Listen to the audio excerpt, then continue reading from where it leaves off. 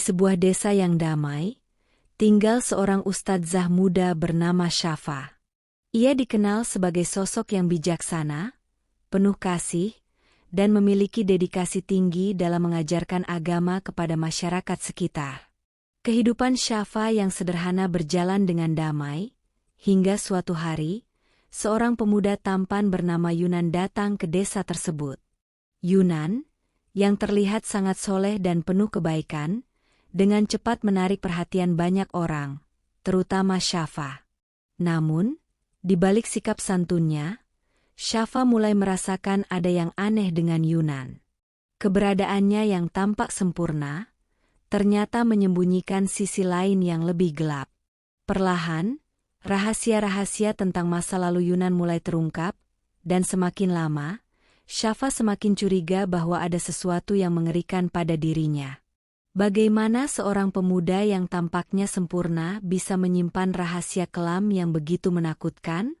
Tonton dan simak cerita menarik dalam video berikut ini. Syafa adalah seorang ustadzah muda berusia 27 tahun yang tinggal di sebuah desa kecil yang berada di bawah kaki gunung di Pulau Jawa. Desa ini dikelilingi oleh hamparan hijau kebun buah dan pepohonan rindang. Kehidupan sehari-harinya tampak sederhana tetapi penuh makna. 5 tahun yang lalu, Syafa kehilangan ayahnya yang meninggal dunia karena sakit. Sejak saat itu, ia hanya tinggal bersama ibunya, seorang wanita tegar yang menjadi satu-satunya keluarga yang ia miliki. Kehilangan tersebut membuat hubungan antara Syafa dan ibunya semakin erat. Mereka saling mendukung dalam menjalani kehidupan yang tidak selalu mudah, namun penuh dengan doa dan rasa syukur. Setelah kepergian ayahnya, Syafa bertekad untuk menjaga kehormatan keluarga dan melanjutkan apa yang telah diwariskan oleh ayahnya, yaitu kebun buah yang terletak tidak jauh dari rumah mereka.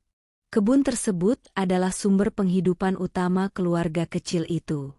Setiap pagi, Syafa menghabiskan waktunya merawat pohon-pohon buah seperti mangga, rambutan, dan jambu yang tumbuh subur di tanah keluarga.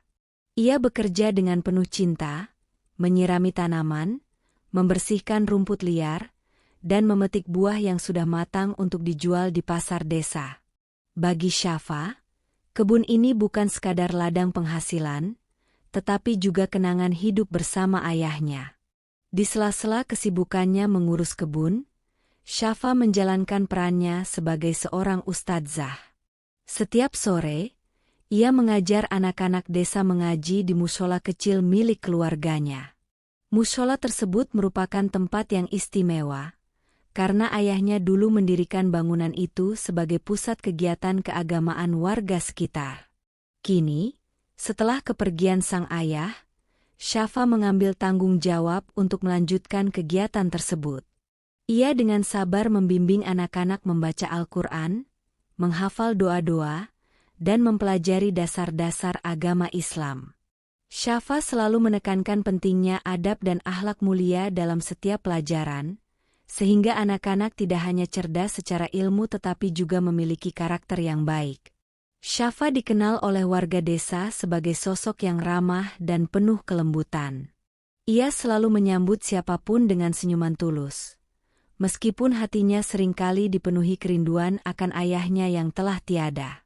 Warga sering mengagumi semangat dan keteguhan Syafa, terutama setelah ibunya jatuh sakit beberapa bulan yang lalu. Penyakit sang ibu semakin parah, hingga akhirnya Allah memanggilnya kembali ke rahmat-Nya. Kepergian ibunya menjadi pukulan berat bagi Syafa. Kini ia tinggal seorang diri di rumah keluarga yang penuh kenangan itu, menghadapi sunyi yang kadang terasa begitu menyesakkan. Meski berat, Syafa tidak pernah membiarkan dirinya larut dalam kesedihan terlalu lama. Ia percaya bahwa segala yang terjadi adalah bagian dari takdir Allah, dan sebagai seorang hamba, ia hanya perlu bersabar dan terus berusaha menjalani hidup dengan sebaik-baiknya. Rutinitas merawat kebun dan mengajar anak-anak menjadi penghiburan sekaligus pelipur laranya. Namun, tidak bisa dipungkiri, di usianya yang hampir menginjak kepala 3, Syafa mulai merasakan kekosongan di hatinya. Tidak ada lagi orang tua yang menyambutnya pulang, tidak ada lagi suara ibunya yang memanggilnya dengan lembut dari dapur, dan tidak ada lagi sosok yang menemani makan malamnya di meja sederhana mereka. Meskipun merasa kesepian, Syafa tidak pernah mengeluh.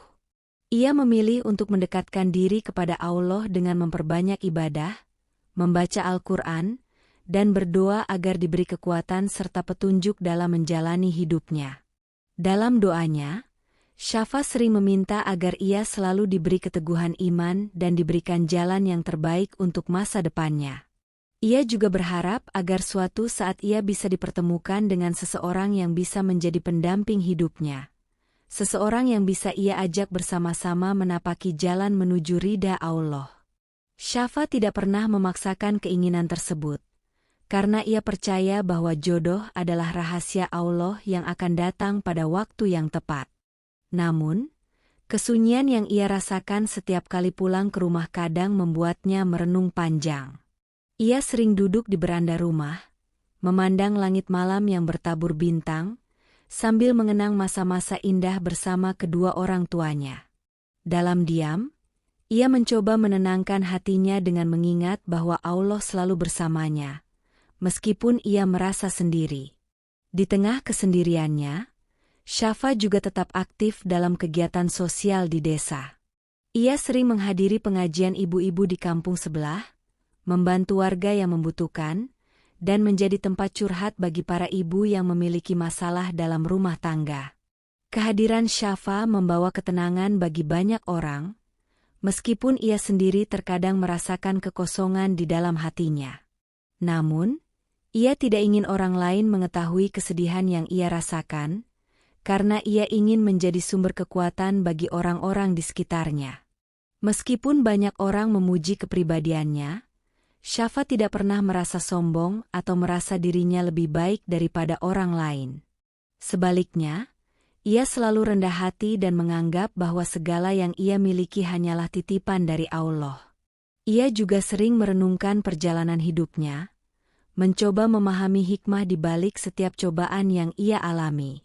Kehidupan yang ia jalani mungkin terlihat sederhana di mata orang lain, tetapi bagi Syafa, setiap detik adalah ladang amal yang harus ia manfaatkan sebaik-baiknya.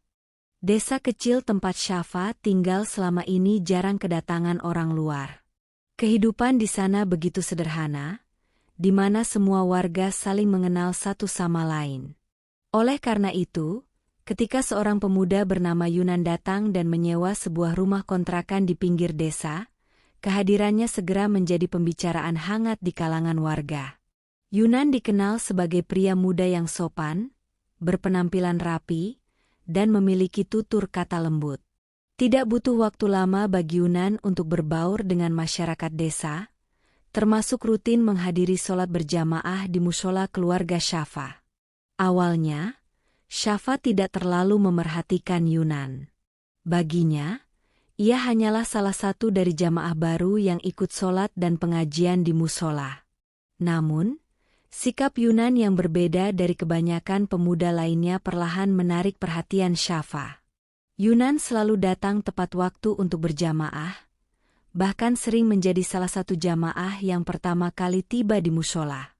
Hal ini membuat Syafa mulai merasa ada sesuatu yang istimewa dalam diri Yunan, meskipun ia berusaha keras untuk menjaga pandangannya dan tidak membiarkan perasaannya berkembang lebih jauh. Sebagai seorang ustadzah, Syafa selalu menjaga sikapnya, terutama dalam hal berinteraksi dengan laki-laki. Suatu sore, Syafa baru saja selesai mengajar anak-anak mengaji ketika Yunan mendekatinya dengan sopan. Pemuda itu meminta izin kepada Syafa untuk mengumandangkan adzan maghrib. Dengan senyuman lembut, Syafa mengangguk dan mempersilakan Yunan. Ketika suara adzan Yunan mulai terdengar, Syafa terkejut. Suaranya begitu merdu dan penuh penghayatan, seolah memancarkan ketulusan hati. Suara itu membuat hati Syafa bergetar, dan untuk pertama kalinya ia merasa kagum kepada pemuda tersebut. Namun, Syafa segera mengalihkan pikirannya dan mengingatkan dirinya untuk tetap menjaga hati. Hari-hari berlalu, dan Yunan semakin sering terlihat di mushola keluarga Syafa. Tidak hanya rajin sholat berjamaah, ia juga mulai terlibat lebih aktif dalam berbagai kegiatan mushola. Ia membantu mempersiapkan pengajian, mengatur tempat duduk anak-anak yang mengaji, hingga mengangkat perlengkapan untuk keperluan acara keagamaan. Kehadirannya yang penuh semangat dan sikapnya yang rendah hati membuatnya semakin diterima oleh warga desa, termasuk oleh Syafa. Syafa diam-diam memperhatikan bagaimana Yunan berinteraksi dengan anak-anak. Setiap sore, ia meluangkan waktu membantu mereka belajar membaca Al-Quran. Dengan sabar, Yunan membimbing anak-anak mengulang ayat-ayat yang sulit, memberikan senyum dan pujian setiap kali mereka berhasil membaca dengan benar. Syafa merasa bahwa Yunan memiliki ketulusan hati yang jarang ia temui pada banyak orang. Di satu sisi, ini membuatnya semakin menghormati Yunan. Namun, di sisi lain, ia merasa mulai menghadapi pergulatan batin karena hatinya perlahan tertarik pada pemuda tersebut. Sikap Yunan yang santun dan penuh perhatian juga mulai memengaruhi suasana mushola. Anak-anak lebih antusias untuk belajar mengaji, dan beberapa jamaah dewasa bahkan merasa termotivasi untuk lebih aktif dalam kegiatan keagamaan. Mushola kecil itu kini terasa lebih hidup daripada sebelumnya, dan Syafa menyadari bahwa sebagian besar perubahan ini terjadi berkat kehadiran Yunan. Hal ini membuat Syafa semakin merenung tentang kehadiran Yunan dalam hidupnya. Namun, Syafa tetap menjaga jarak dan tidak pernah menunjukkan perasaannya kepada Yunan. Ia paham betul bahwa sebagai seorang muslimah, ia harus menjaga kehormatan dan tidak terlalu larut dalam perasaan yang belum pasti. Syafa percaya bahwa jika memang Yunan adalah seseorang yang Allah takdirkan untuknya, maka jalan terbaik akan terbuka dengan sendirinya. Karena itu, ia memilih untuk memendam perasaannya dan lebih fokus pada tugasnya sebagai seorang ustadzah. Suatu sore, setelah selesai mengajar anak-anak mengaji, Syafa beristirahat sejenak di sudut mushola sambil membaca Al-Quran. Saat itu, Yunan datang lebih awal dari biasanya. Saat melihat Syafa sedang duduk membaca, Yunan menghentikan langkahnya sejenak dan menyapanya dengan sopan. "Assalamualaikum, Ustadzah Syafa." "Maaf mengganggu," kata Yunan dengan senyum lembut. Syafa mengangkat pandangannya, sedikit terkejut tetapi segera menjawab, "Waalaikumsalam Yunan." "Tidak apa-apa. Ada yang bisa saya bantu?" Yunan menggeleng sambil meletakkan sajadah di rak mushola. "Tidak. Saya hanya ingin memastikan semua persiapan sudah lengkap untuk malam ini." "Oh iya, tadi saya mendengar salah satu anak mengaji bercerita bahwa mereka sangat senang belajar dengan ustadzah. Anak-anak di sini beruntung memiliki guru seperti Anda." Syafa tersenyum kecil, tetapi tidak berani menatap langsung ke arah Yunan. "Alhamdulillah, itu semua karena pertolongan Allah. Saya hanya menjalankan apa yang seharusnya." Obrolan singkat itu meninggalkan kesan mendalam bagi Syafa. Ia merasa ada ketulusan dalam cara Yunan berbicara, seolah ia benar-benar menghargai semua yang Syafa lakukan untuk anak-anak dan mushola. Namun, Syafa tetap menjaga sikapnya dan memilih untuk segera menyibukkan diri dengan persiapan lain. Malam itu, setelah sholat Isya berjamaah, Syafa kembali ke rumahnya dengan perasaan yang campur aduk. Di satu sisi, ia merasa nyaman melihat Yunan semakin aktif dan membawa banyak perubahan positif di mushola. Tetapi di sisi lain, perasaan yang ia pendam mulai terasa semakin sulit untuk diabaikan. Syafa berusaha melawan perasaan tersebut dengan memperbanyak zikir dan membaca Al-Quran. Tetapi tetap saja ia tidak bisa sepenuhnya menghilangkan pikiran tentang Yunan. "Apakah ini ujian dari Allah?" pikir Syafa. Ia merasa khawatir bahwa perasaan ini akan membuatnya lalai dari tugas utamanya, yaitu mengajar dan berdakwah. Namun, ia juga tidak bisa memungkiri bahwa kehadiran Yunan memberikan secercah harapan di tengah kesepiannya selama ini. Di tengah kedekatan yang mulai terjalin, Syafa tiba-tiba mengalami mimpi buruk. Dalam mimpinya, ia dikejar oleh sosok bayangan hitam yang menyeramkan. Bayangan itu tidak berbentuk manusia, melainkan seperti makhluk tinggi besar dengan mata merah menyala. Syafa merasa ketakutan dalam mimpinya, tetapi ia tidak tahu apa makna di balik mimpi tersebut.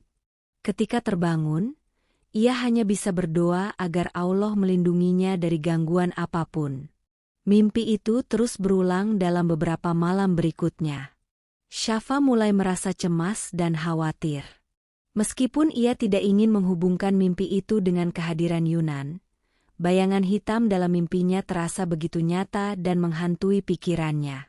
Di satu sisi, ia merasa bahwa Yunan adalah sosok yang soleh dan membawa kebaikan.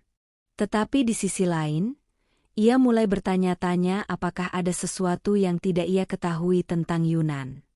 Setelah beberapa malam dihantui oleh mimpi buruk yang serupa, Syafa merasa perlu mencari bantuan.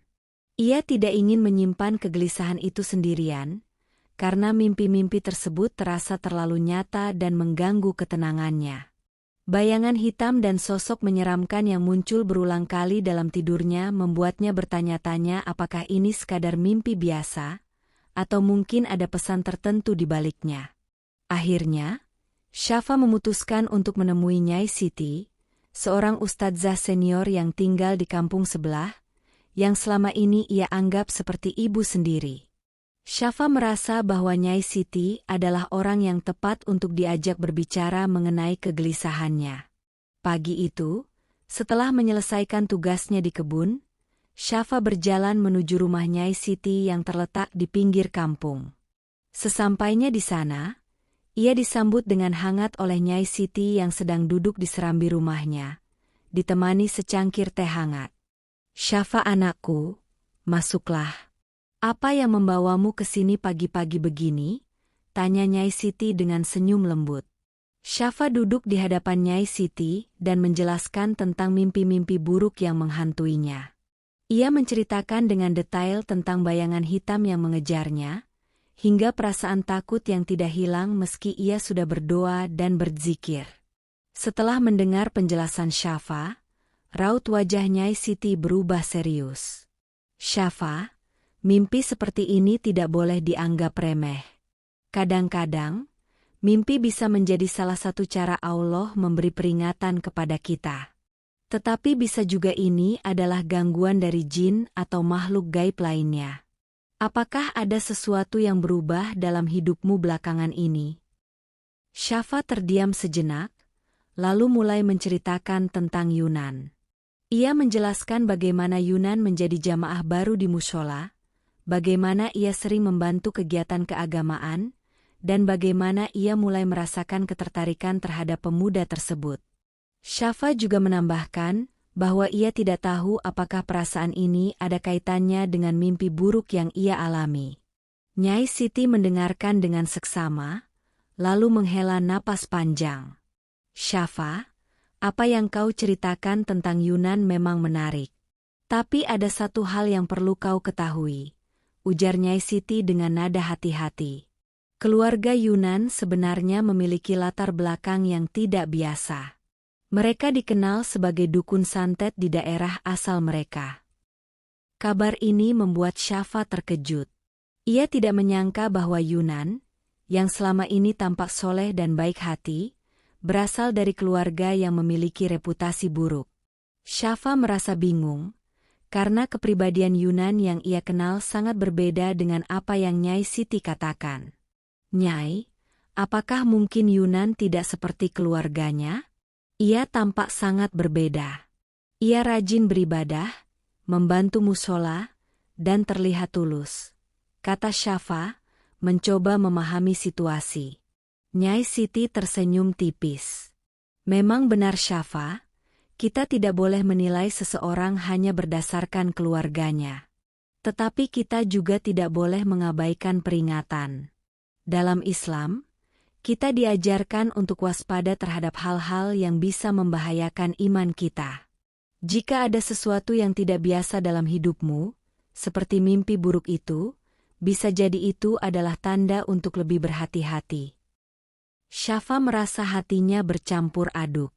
Ia ingin mempercayai bahwa Yunan adalah orang yang baik, tetapi kata-kata Nyai Siti membuatnya ragu. Apakah benar Yunan membawa kebaikan dalam hidupnya, atau justru menjadi sumber gangguan yang ia alami? Nyai Siti memberikan beberapa nasihat kepada Syafa untuk melindungi dirinya dari gangguan makhluk gaib. Ia meminta Syafa untuk memperbanyak zikir pagi dan petang, membaca ayat-ayat Al-Quran khususnya seperti ayat kursi dan surat Al-Falaq serta An-Nas, serta memperkuat ibadah malamnya. Nyai Siti juga menyarankan agar Syafa menjaga jarak dengan Yunan untuk sementara waktu, hingga ia benar-benar yakin bahwa kehadiran Yunan tidak membawa dampak negatif dalam hidupnya. Syafa, ingatlah bahwa Allah selalu bersama hambanya yang bertawakal. Jika kau merasa takut, kembalilah kepadanya. Jangan biarkan rasa takut itu menguasaimu. Tetaplah berdoa, karena doa adalah senjata terbaik seorang muslimah, ujar Nyai Siti menutup percakapan mereka. Setelah pertemuannya dengan Nyai Siti, Syafa mulai menjalani hari-harinya dengan perasaan campur aduk. Di satu sisi, ia tetap melaksanakan rutinitasnya seperti biasa, mengurus kebun buah pada pagi hari dan mengajar anak-anak mengaji di sore hari. Namun, di sisi lain, perasaan gelisah semakin menghantui setiap langkahnya. Terlebih lagi, mimpi buruk yang berulang tentang bayangan hitam dan sosok menyeramkan yang berubah wujud menjadi Yunan membuatnya sulit merasa tenang. Sejak menerima nasihat dari Nyai Siti, Syafa berusaha menjaga jarak dari Yunan. Jika sebelumnya ia selalu menyapa Yunan ketika bertemu di mushola, kini ia hanya mengangguk singkat dan menghindari percakapan. Saat Yunan menawarkan bantuan untuk kegiatan mushola, Syafa mulai menyerahkan tanggung jawab tersebut kepada warga lain. Semua ini ia lakukan bukan karena membenci Yunan, tetapi karena rasa takut yang mulai bercampur dengan keraguannya terhadap pemuda itu. Namun, Yunan tampaknya mulai menyadari perubahan sikap Syafa. Ia beberapa kali mencoba mendekati Syafa untuk bertanya, tetapi Syafa selalu mencari alasan untuk segera pergi. Suatu sore, ketika Syafa selesai mengajar anak-anak mengaji, Yunan menghampirinya. Ia mencoba bertanya dengan nada khawatir, "Ustadzah, apakah saya melakukan sesuatu yang membuat Anda tidak nyaman?" Namun, Syafa hanya tersenyum kecil, menghindari kontak mata, dan menjawab singkat, "Tidak Yunan. Tidak ada apa-apa. Maaf, saya harus pulang." Lalu, ia pergi meninggalkan Yunan yang tampak kebingungan. Malam itu, mimpi buruk kembali datang, tetapi kali ini terasa lebih nyata. Dalam mimpinya, Syafa melihat Yunan berdiri di tengah kebun buah miliknya, tetapi wajahnya perlahan berubah menjadi sosok bayangan hitam besar dengan mata merah menyala. Sosok itu tertawa menyeramkan dan berkata, "Syafa, kau tidak akan bisa lari dariku." Syafa berlari dalam mimpinya, tetapi bayangan itu terus mengejarnya. Ia terbangun dengan napas terengah-engah dan tubuh basah oleh keringat dingin. Setelah mimpi itu, Syafa merasa semakin yakin bahwa ada sesuatu yang tidak beres. Ia mencoba meyakinkan dirinya bahwa ini semua hanyalah mimpi buruk biasa, tetapi kejadiannya terlalu sering untuk diabaikan. Rasa takut mulai menguasai dirinya. Ia merasa tidak aman di rumahnya sendiri, bahkan di siang hari. Ketakutan Syafa mencapai puncaknya ketika ia mulai melihat bayangan hitam di rumahnya, bahkan saat ia terjaga. Suatu malam, ketika ia sedang membaca Al-Quran di ruang tamu, ia merasa ada sesuatu yang bergerak di sudut matanya. Ketika ia menoleh, ia melihat bayangan hitam besar berdiri di dekat pintu dapur. Tubuhnya membeku, dan ia tidak bisa berkata-kata. Ia menutup matanya dan mulai membaca ayat kursi dengan suara gemetar. Ketika ia membuka matanya lagi, bayangan itu telah menghilang. Kejadian itu membuat Syafa semakin yakin bahwa apa yang ia alami bukan sekadar mimpi buruk. Ia mulai merasa bahwa ada sesuatu yang mengawasi dan mengancamnya.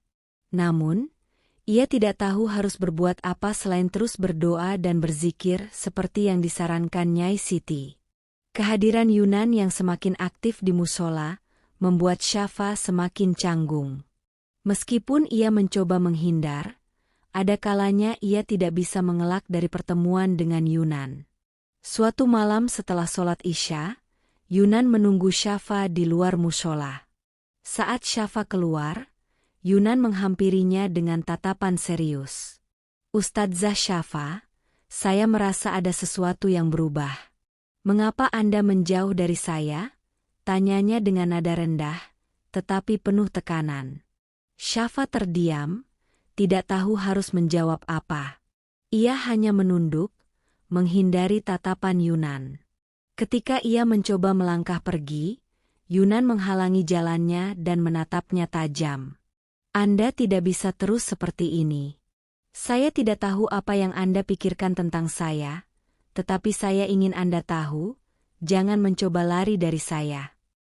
Kata-kata Yunan membuat Syafa merinding. Ada sesuatu dalam nada suaranya yang berbeda, sesuatu yang membuatnya merasa tidak nyaman.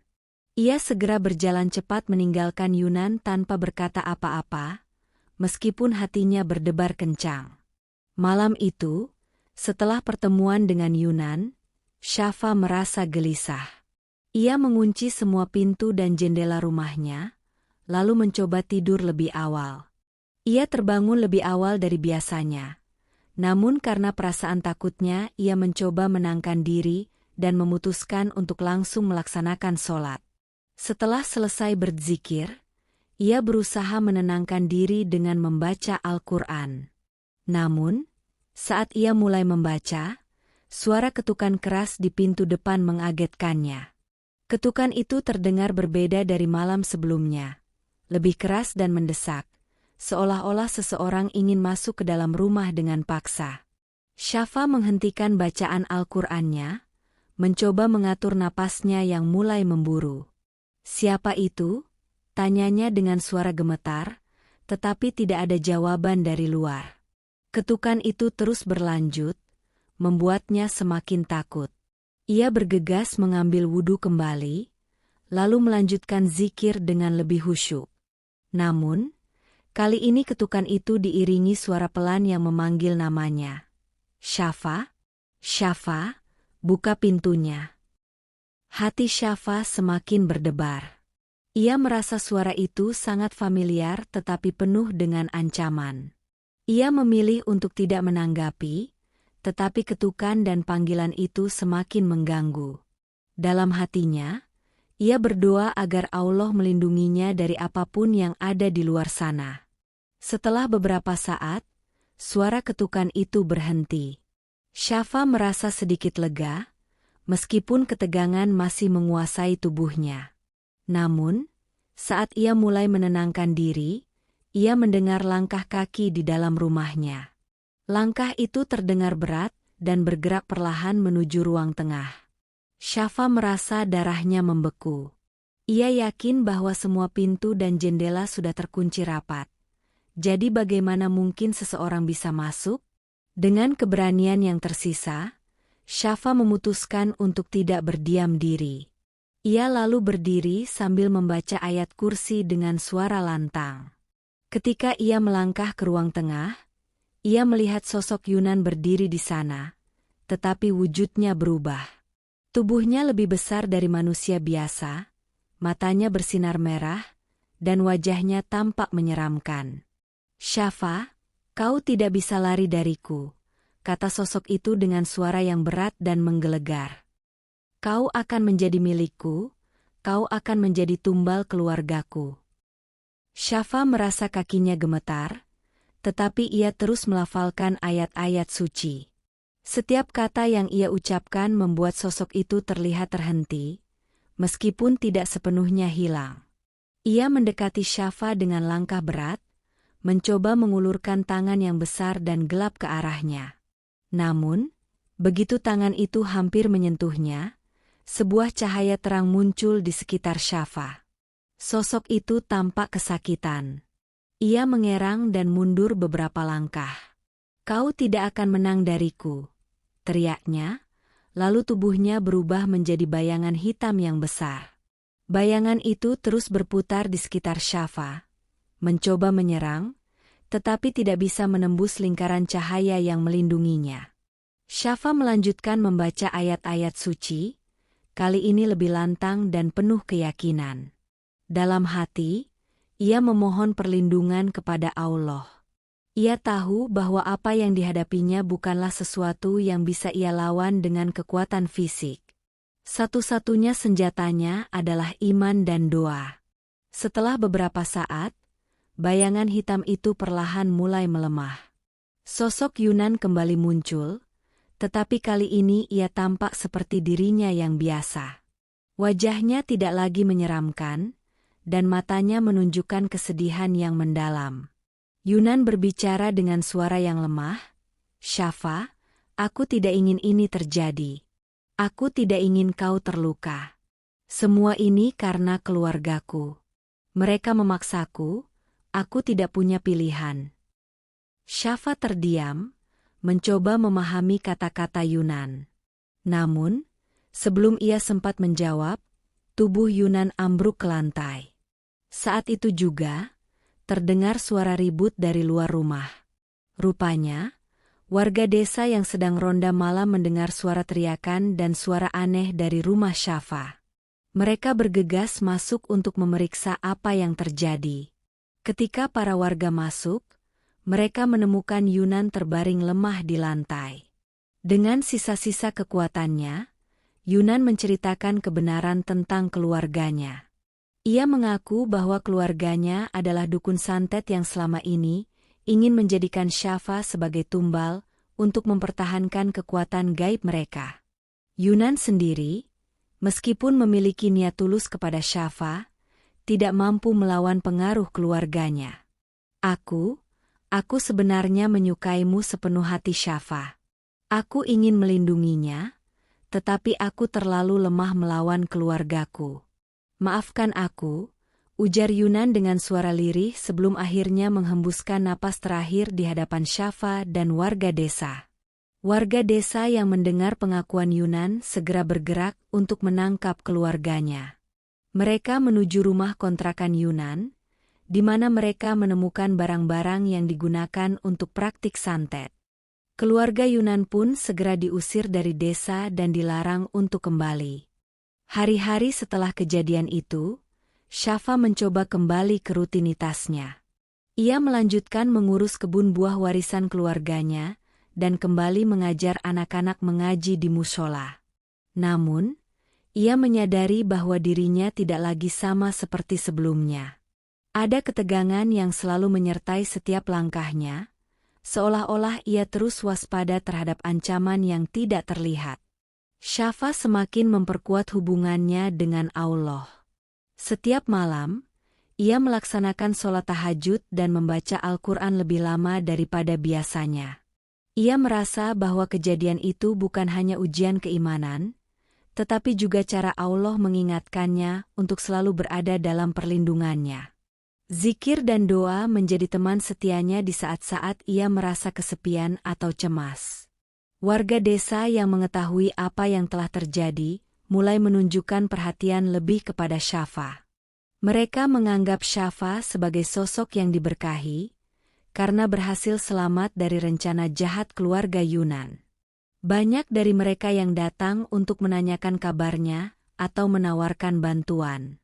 Salah satu ibu-ibu jamaah mushola berkata, "Syafa, kami semua sangat bangga padamu. Kau begitu kuat melewati cobaan ini. Kalau kau butuh apapun, jangan ragu untuk memberitahu kami."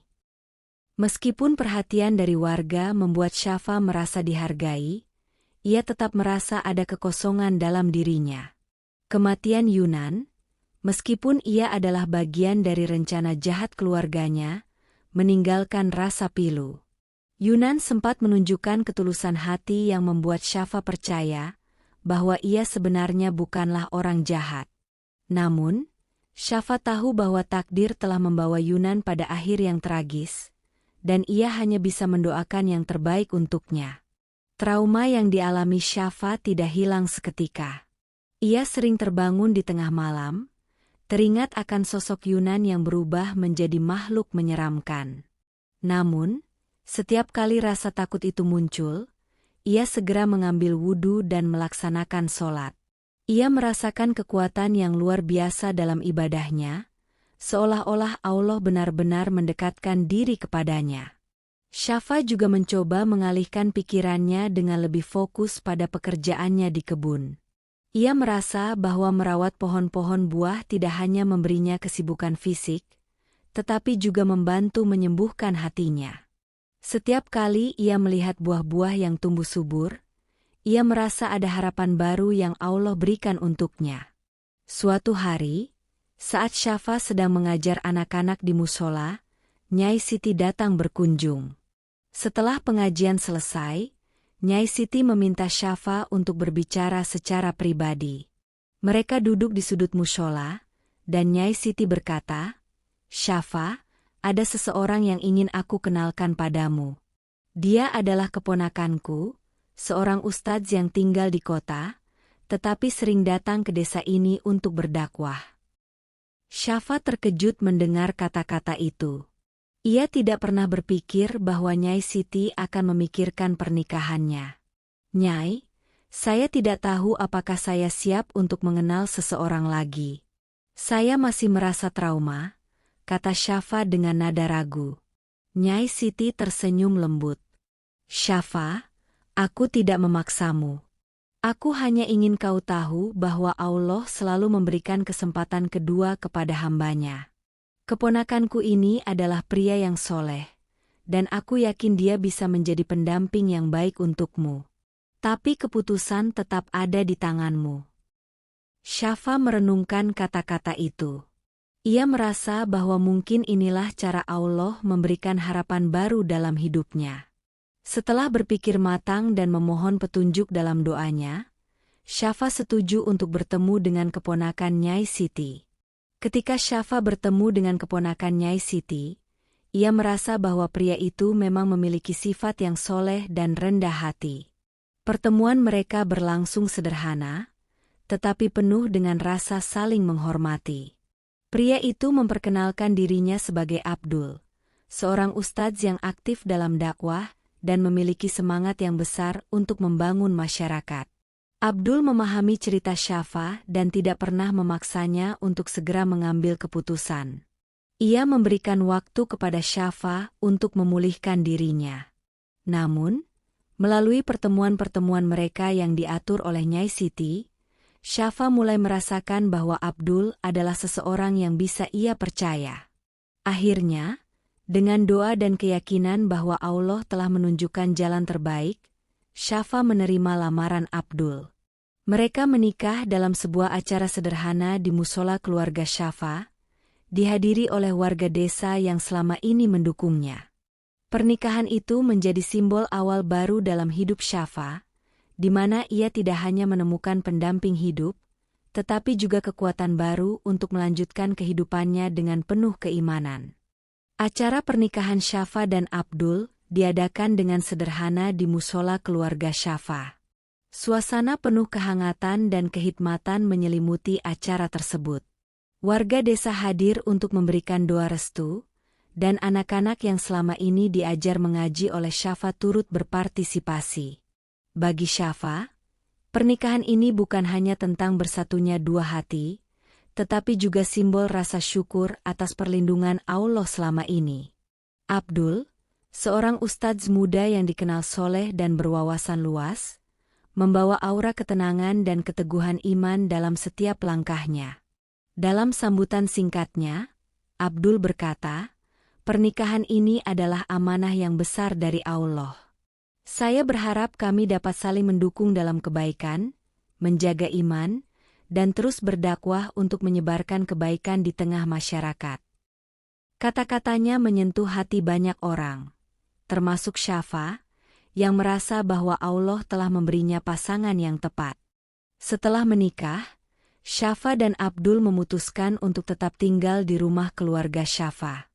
Abdul ingin mendukung Syafa melanjutkan tugas mulianya mengajar anak-anak mengaji di mushola, sambil membantu mengelola kebun buah yang menjadi sumber penghidupan keluarga.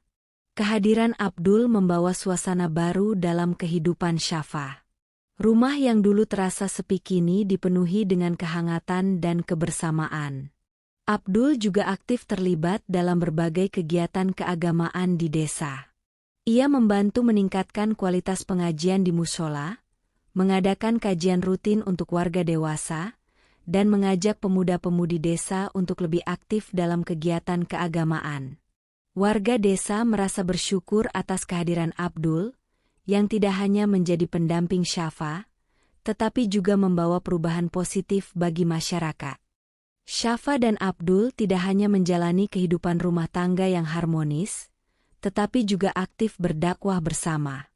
Mereka menjadikan mushola keluarga sebagai pusat kegiatan keagamaan yang lebih terorganisir. Abdul mengadakan kajian tematik untuk para jamaah dewasa, sementara Syafa melanjutkan perannya sebagai pengajar anak-anak mengaji. Pasangan ini menjadi teladan bagi warga desa, yang melihat bagaimana kebersamaan mereka dalam iman membawa manfaat nyata bagi masyarakat. Dalam salah satu pengajian, Abdul mengajak warga untuk merenungkan pentingnya memperkuat hubungan dengan Allah. Ia berkata, "Kita hidup di dunia ini tidak hanya untuk mengejar kebahagiaan sementara, tetapi juga untuk mempersiapkan bekal untuk akhirat. Setiap ujian yang kita hadapi adalah bagian dari perjalanan itu. Jangan pernah berhenti berharap kepada Allah, karena Dia adalah sebaik-baik pelindung." Kata-kata ini tidak hanya menginspirasi warga desa, tetapi juga menjadi pengingat bagi Syafa bahwa segala hal yang ia alami adalah bagian dari rencana Allah yang lebih besar. Kebun buah keluarga Syafa juga menjadi salah satu fokus utama mereka setelah menikah. Abdul membantu Syafa mengelola kebun dengan cara yang lebih modern, sambil tetap menjaga tradisi keluarga. Mereka mulai menanam lebih banyak jenis buah, memperbaiki sistem irigasi, dan mencari cara untuk memasarkan hasil panen keluar desa. Kebun itu tidak hanya menjadi sumber penghidupan, tetapi juga simbol harapan baru bagi mereka. Setiap pagi, Syafa merasa bersyukur ketika melihat pohon-pohon buah yang tumbuh subur. Kebun itu mengingatkannya pada kenangan bersama ayah dan ibunya, tetapi juga menjadi tempat di mana ia dan Abdul membangun masa depan bersama. Abdul sering berkata, "Setiap pohon yang kita tanam adalah bentuk doa. Kita berharap hasilnya akan membawa manfaat tidak hanya untuk kita, tetapi juga untuk orang lain." Pengalaman Syafa yang penuh ujian membuatnya lebih bijaksana dalam menghadapi kehidupan. Ia sering membagikan pelajaran dari apa yang ia alami kepada anak-anak yang diajarinya, dengan cara yang sederhana tetapi penuh makna. Dalam salah satu pengajian, ia berkata kepada anak-anak, "Ketika kita merasa takut atau sedih, ingatlah bahwa Allah selalu ada bersama kita. Jika kita terus berzikir, berdoa, dan memohon perlindungannya, tidak ada satupun yang bisa menyentuh kita tanpa izinnya." Pesan-pesan seperti ini tidak hanya menjadi nasihat bagi anak-anak, tetapi juga bagi warga desa yang mendengarnya. Banyak orang yang terinspirasi oleh keteguhan hati Syafa dan menjadikannya sebagai teladan. Babak baru dalam hidup Syafa adalah perjalanan yang penuh dengan rasa syukur. Dari seorang wanita muda yang pernah merasa kesepian dan menghadapi ujian berat, kini ia menjadi seorang istri dan pendakwah yang berpengaruh di desanya. Syafa menyadari bahwa kebahagiaan sejati bukanlah tentang memiliki hidup yang sempurna, tetapi tentang menemukan kedamaian di tengah segala kekurangan dan cobaan. Syafa sering merenungkan perjalanan hidupnya yang penuh liku. Ia bersyukur bahwa Allah telah membawanya melewati berbagai ujian dan memberikan akhir yang indah. Hidup ini adalah ujian, pikir Syafa, dan setiap ujian adalah kesempatan untuk mendekatkan diri kepada Allah.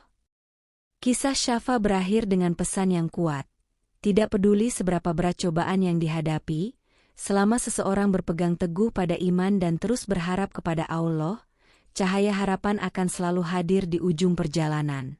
Syafa telah membuktikan bahwa keteguhan hati dan keimanan dapat mengatasi segala kegelapan, membawa kedamaian dan kebahagiaan yang sejati.